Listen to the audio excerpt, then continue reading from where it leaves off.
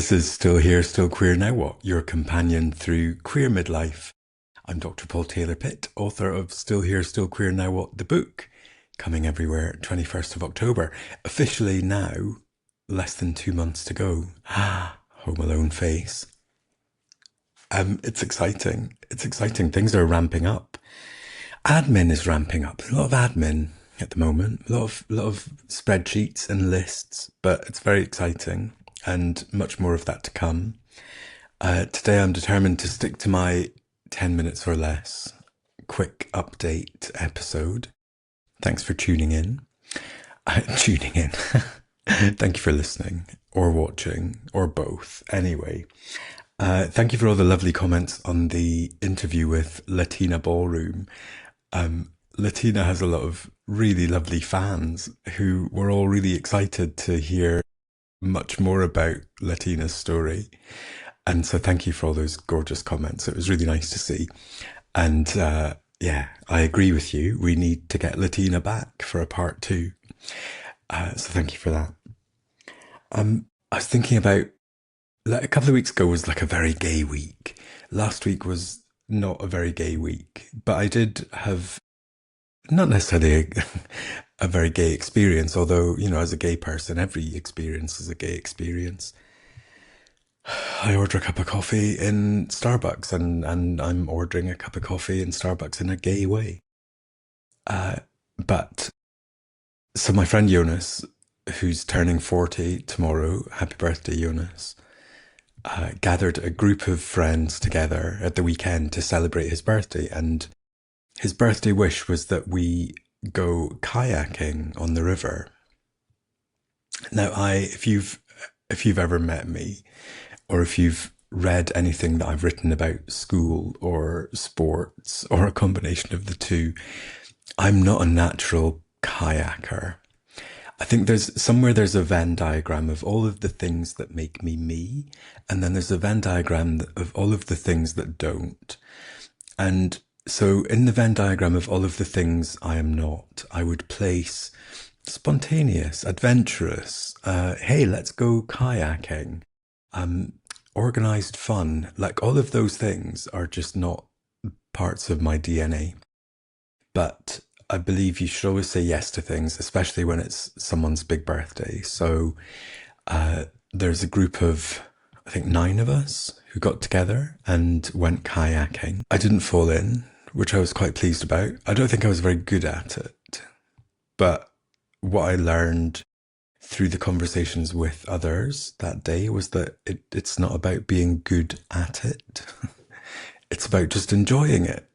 Whereas I was like, well, our kayak, we have to win. We have to beat the others. And they were like, what are you talking about?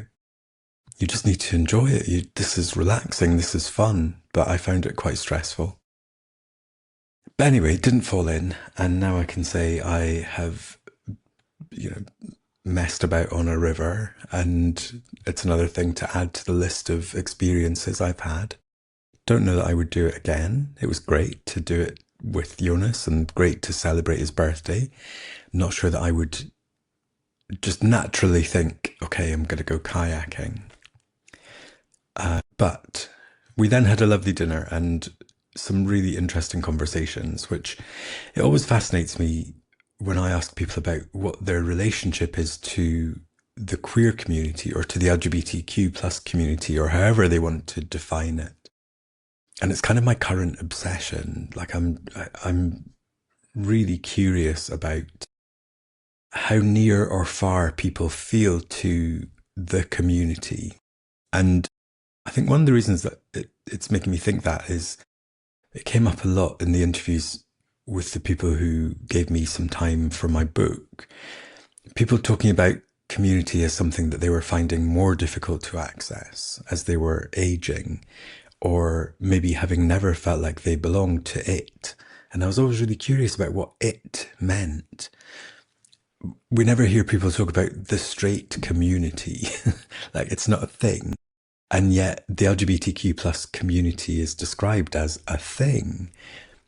And so then I start getting really curious about how do you end up becoming a member of that thing There's no application process. There's no screening. There's no rules. There's no leader. There's no exit strategy. And so I'm really curious at the moment about people's relationship to this kind of made up thing that we call the community that also gives us so much belonging and so much joy and a connection to people and safety and celebration. So yeah, we had some really interesting conversations about that around the table. What I also noticed was that I was the oldest person there, which is fine. Is it? Not really. I've somehow shifted from being the youngest person at thing. I remember the times when it used to be like the youngest person in the team at work or the youngest person at the manager's meeting or the youngest whatever. And now I'm like, oh, look, I'm the oldest person here. And people are born in the 1990s. So that's interesting because then I think, oh, what are my connections to community around aging and my sense of belonging? So as you can tell, it's going around in my head. Something I'm thinking about. Um, what are your connections to community like? Is there a community? What form does it take? Do you contribute to it? Or do you just take from it? Do you criticize it? Let me know. Email me, paul@stillherestillqueernowwhat.com, or drop me a message on Instagram. Send me a pigeon, however you want to do it. Because I'm curious. I'm curious and crafting something in my head that needs some input. So yeah, let me know. What's your take on community? Other than that, fairly quiet week, just ticking along in the background, which is quite nice. So I wanted to recommend a couple of things. If you come with me to Culture Corner, two things that are standing out for me at the moment. Actually, both two listening things, which I suppose is good for people who are listening to a podcast because you're already familiar with that methodology. I started listening to John Ronson's new book, which is called The Castle, and loving it. I always think with a John Ronson book, it needs to be listened to, not read, because he has the most wonderful reading voice. And I like John Ronson. I was going to say like a nerdy Louis Theroux, but that's a tautology. He's a quirky Louis Theroux, kind of, but also I think maybe more self-deprecating and funny. Maybe he doesn't take himself so seriously. I don't know. But anyway, I've been a fan of John Ronson's work for a long time. I used to listen to some of his stories on This American Life, and then he's written a number of amazing books, things like The Men Who Stare at Goats, a fantastic book in the early days of public shaming on the internet called So You've Been Publicly Shamed. Anyway, I don't need to John Ronson explain him to you. You might know him already. But his latest book, which I've been listening to and I'm getting really into it, is kind of this almost like a mystery exploration, a bit of detective work around this castle in America with this guy who's like this fake Hugh Hefner who's pretending to make a reality show called 100 Princesses or 101 Princesses, something like that, and luring people there. And there's some weird stuff going on. I'm very early on in the book, but already I'm hooked. He's also weaving in ideas of masculinity around people like Hugh Hefner and his own father. And John Ronson is such a wonderful writer. Listening to his work makes me feel very happy and also very angry because I listen to it and I go, oh God, I wish I could write as well as this. So I'm really enjoying that. Highly recommend it to you. Another thing that I recommend is another podcast, and this is a podcast by someone who I'm hoping is going to come on this podcast soon, and we're just working out dates because of, anyway, admin, school holidays. Thomas Leeds, who's an incredible author. He is mainly a children's author. He's worked on a series which you can find if you search Jabin, wonderful books, and he's also going to be, fingers crossed, exploding into the grown-up books scene very shortly. Anyway, Thomas has a podcast called Flashback Tracks, and it's based around the idea of the intersection between music and memory. And if you know anything about Thomas, or if you listen to the first episode, you'll discover that he had a brain injury when he was hit by a London taxi and lost his entire memory, did not know who he was, where he was, anything like that. And it's taken years, like decades, for his memory to keep returning. Partly it happened through listening to a song that sparked a memory for him. So his podcast is where he interviews guests around particular songs and moments that have meaning for them.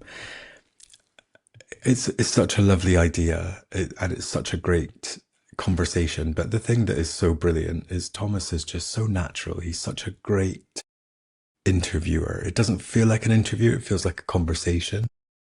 And he brings a lot of himself into it, and he gets so much from the people who are on his podcast. So well done, Thomas. I'm loving it. I think it's an amazing podcast, and I encourage everyone to go and listen to it. So that's Flashback Tracks with Thomas Leeds. Fuck me. I've gone over 10 minutes again. Okay, right. Winding it up for this week. Things to come. We will soon be announcing some more tour dates, which is very exciting. I'm catching up with Neil this week to go through all of the different tour things. So look out for that very shortly. This week on the podcast on Wednesday, you're going to get a returning guest. And this is a fantastic guest. So I loved our first conversation back in season 1. And he was also kind enough to be interviewed for my book. He posed for the calling cards that Ferg Cooper did. Like this person is incredibly generous. If you listen to his episode in season 1, you'll know him as Gordon from the gym, which is how I got to meet him. We got chatting and he became part of the sauna sages at the gym. So since then, Gordon has changed gyms, so I don't get to see him anymore at the gym. And so now when his episode comes out on Wednesday, he will just be Gordon, like Madonna or Cher, just the one name. But we have a really wonderful catch up, like 18 months later from our last conversation. What's changed? I find out things I never knew about Gordon. We have very interesting conversations about his encounters with celebrities. And yeah, it's just a lovely chat. So look forward to Gordon returning. Gordon comes back. Gordon's alive. And you'll hear from him on Wednesday. Thank you, as always, for listening. Love you. Stay well and get in touch. Let me know your thoughts on Community. Love it, hate it, feel it, don't feel it. And I will see you soon.